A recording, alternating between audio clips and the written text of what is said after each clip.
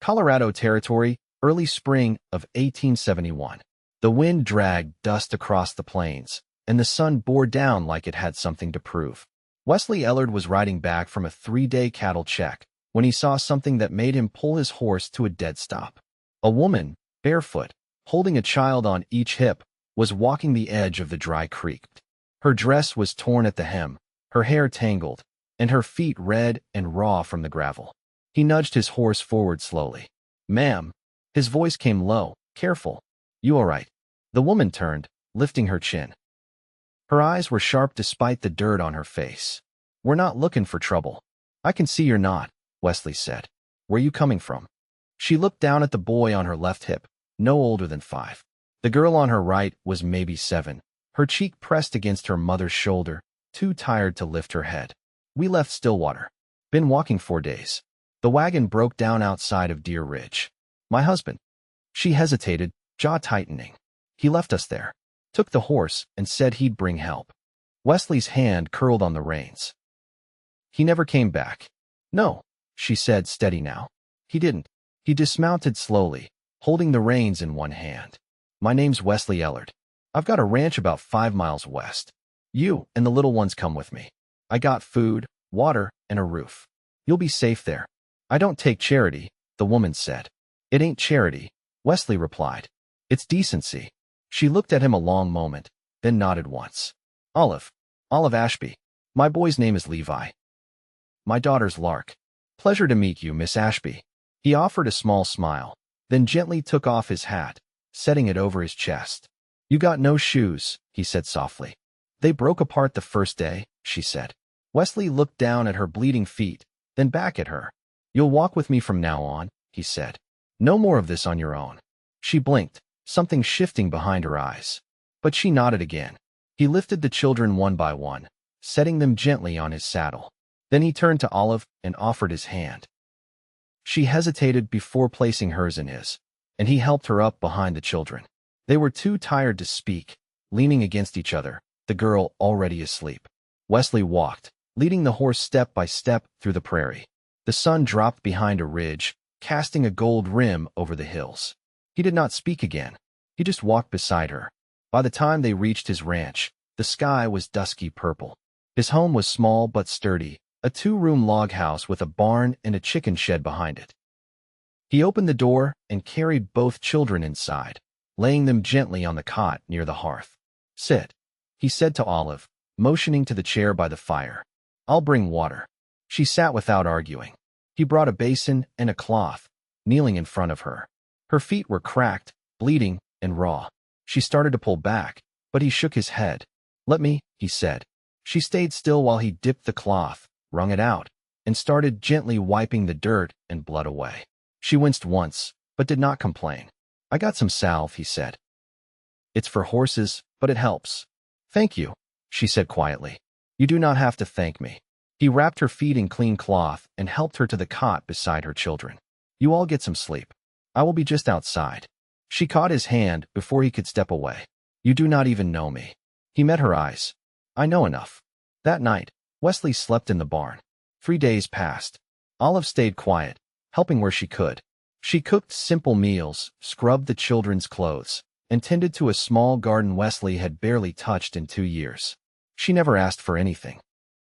Levi followed Wesley around like a shadow. Lark barely spoke above a whisper. On the 4th morning, Wesley found Olive outside, washing clothes in a tin basin. Her hands were red from the cold water, sleeves rolled to her elbows. He walked over, crouched down, and picked up a shirt to help. "You do not have to," she said. "I reckon I do," he said with a small smile. "You and those little ones saved this place." She looked up. "How?" "Was not much of a home before. Just boards and walls. Now there's laughter in it." She looked away, blinking fast. "I did not mean to end up here." "I do not believe most folks mean to end up where they do," Wesley said. "But maybe it is where you need to be." That evening, Olive watched him from the doorway as he lifted Levi up to pluck an egg from under a chicken and handed it to Lark with a soft chuckle. The children smiled more now. They ate well, slept deep. She stepped out onto the porch. "You were right." He turned. "About what?" "I do not feel alone anymore." He stepped closer, brushing a loose strand of hair behind her ear. The touch made her breath catch. "You never were," he said. They stood there as the sun dipped low behind the ridge, shadows stretching long and quiet across the land. And for the first time in years, Olive let herself hope. By the second week, the snowmelt had turned the far end of the pasture into a shallow marsh, and the cattle wouldn't cross it. Wesley spent most of his mornings mending the fence line and rerouting the herd, while Olive patched seams on the children's sleeves and took to baking cornbread with what little cornmeal he had left. The house had grown quieter in a different way, less from fatigue, more from peace. Lark had begun humming while sweeping the hearth, and Levi now asked questions about everything. Olive answered each one with patience, though her eyes often drifted to the window, watching Wesley work the land. One afternoon, he came in with a gash on his forearm, the result of a rusted nail buried in a fence post. She didn't say a word, just led him to the chair near the stove and fetched the whiskey bottle from the cupboard. "You could have hollered for me," she said, soaking a rag and pressing it to the wound. "I didn't want to keep you from the bread," he replied, his mouth twitching slightly. "I'd rather stitch skin than scrub dough from the floorboards." He winced as the cloth touched the raw edge.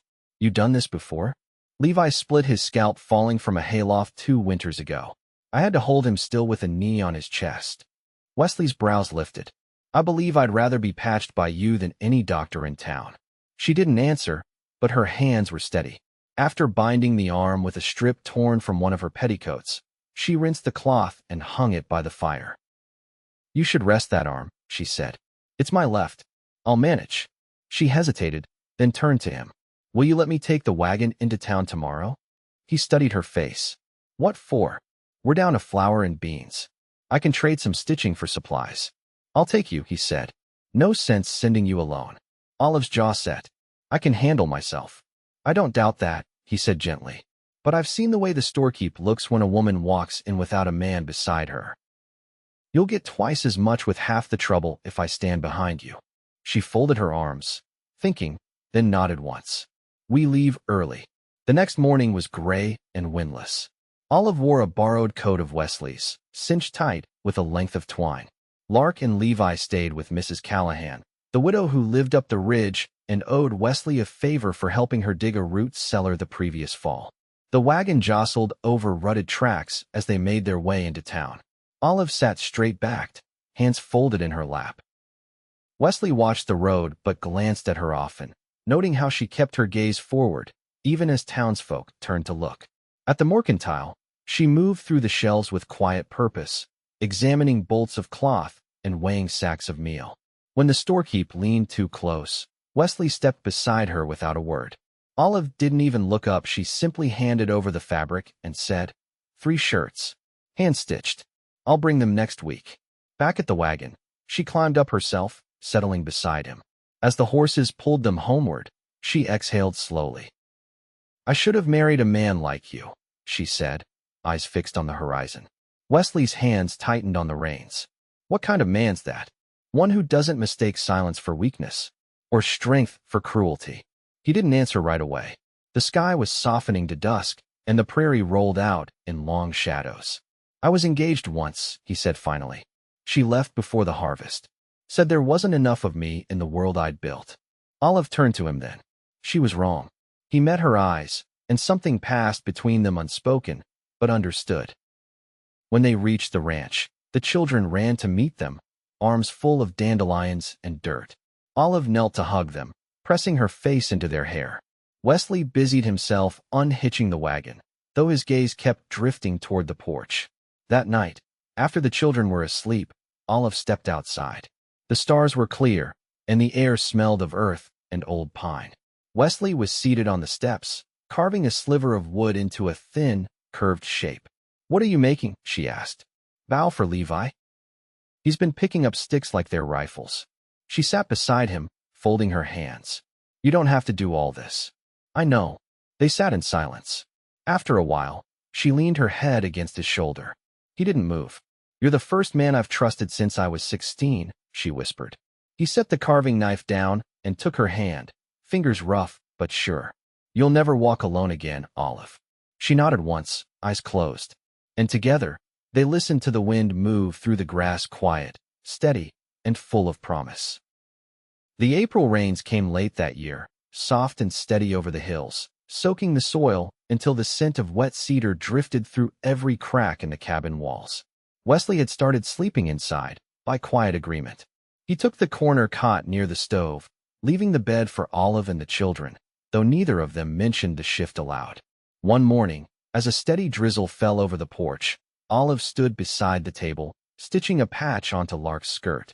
Her hands moved with precision, but her expression was somewhere far off. Wesley, hunched over a ledger at the corner of the table, glanced up. "You've been quiet since dawn." Olive tied off her thread and sat back. "I had a dream last night. My sister was at the edge of a wheat field, calling my name. I haven't thought of her in years." He closed the ledger. "She's still in Missouri?" "She died in childbirth." Olive's voice was even.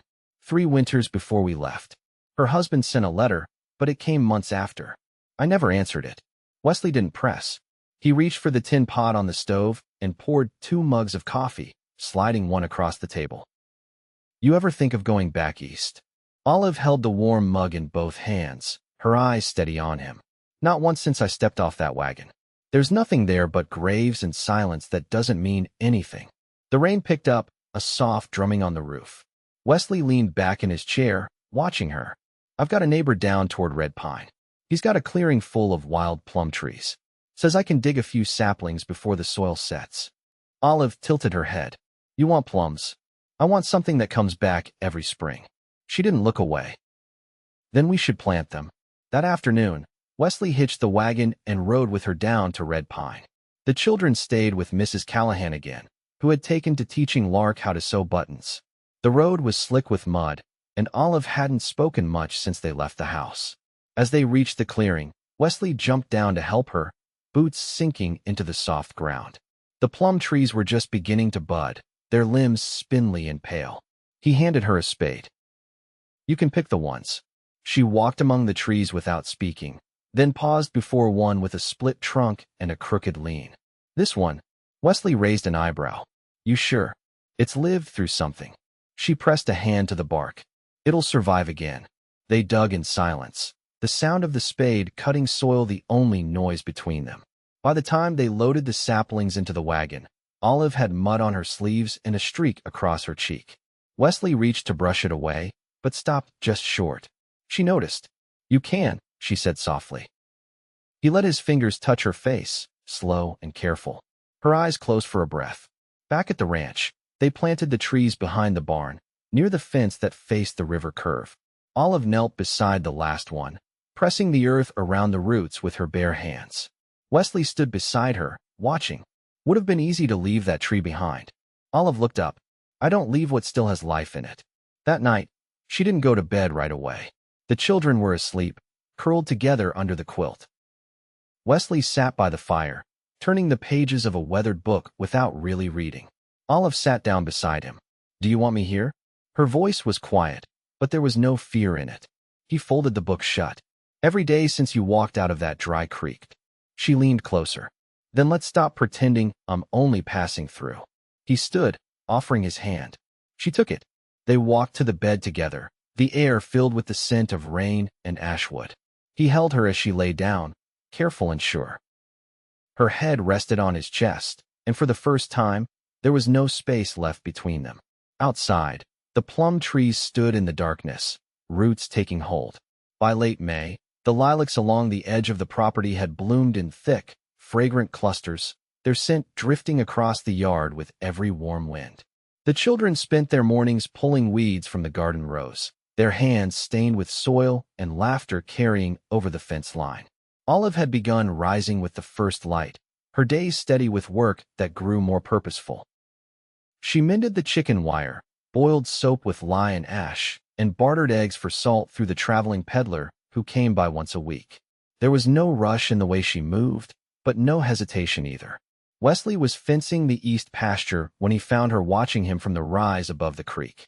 Her apron was stained with blackberry juice, and her sleeves were rolled past her elbows. She didn't wave, didn't call out. Just stood there, arms crossed, her expression unreadable.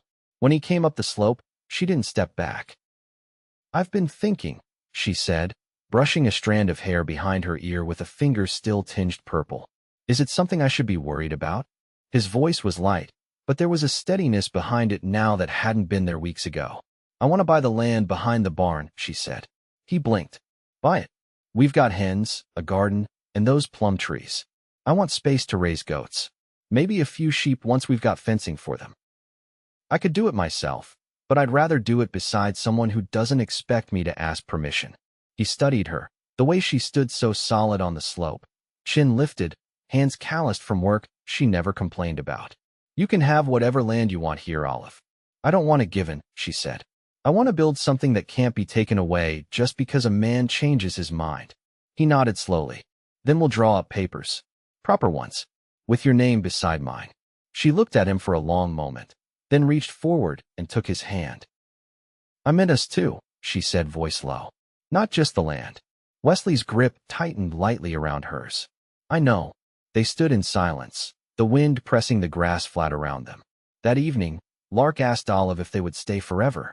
Olive ran her fingers through her daughter's tangled braid and gave a quiet yes that didn't waver. Wesley wrote to the land clerk in town the next morning, requesting the forms. He didn't mention it aloud, but when he signed his name, he left room beside it. 1 week later, Olive came back from the creek with a basket of clean laundry and found Wesley carving something at the table. He didn't hide it, just turned the small wooden piece toward her. It was a horse, smooth and simple, with a notch in the mane where a child's thumb might rest. For Levi, he said. He's been talking about wanting to ride. Olive set the basket down. You never had children of your own? He shook his head. Wasn't the kind of life I had before. Too much drifting. Too many places I didn't belong in. She reached across the table and traced the carved edge. You belong here. He met her gaze, steady. So do you. She leaned in, pressing her lips to his without ceremony, without doubt. The kiss was quiet and sure, like everything else between them. When she pulled back, her eyes didn't waver. I want a home with you, Wesley. Not just shelter, not just safety, a true home. He placed the carving in her hand. Then let's make one. That night, they cleared the cot and moved it out to the barn. The bed held all four of them now, Olive curled against Wesley, Lark tucked beside her, Levi draped across their feet. The room was small, but it never felt crowded. Outside, the plum trees stretched upward with new leaves, and the goats arrived the following Thursday. 2 does and a kid, traded for a month's worth of eggs and 2 shirts Olive had stitched by lamplight. The land was no longer borrowed. It was theirs. Every inch earned. Every root held fast. By late June, the days had grown long and golden, the kind of light that lingered over the prairie until the stars came out slow and bright. The garden was thick with green shoots, and the goats had settled, giving milk that Olive strained through muslin and poured into stoneware jars cooled under the porch. Wesley came into the house one evening with dust on his sleeves and a folded paper in his hand. Letter came from the clerk, he said, offering it to her. Olive dried her hands on her apron before opening it.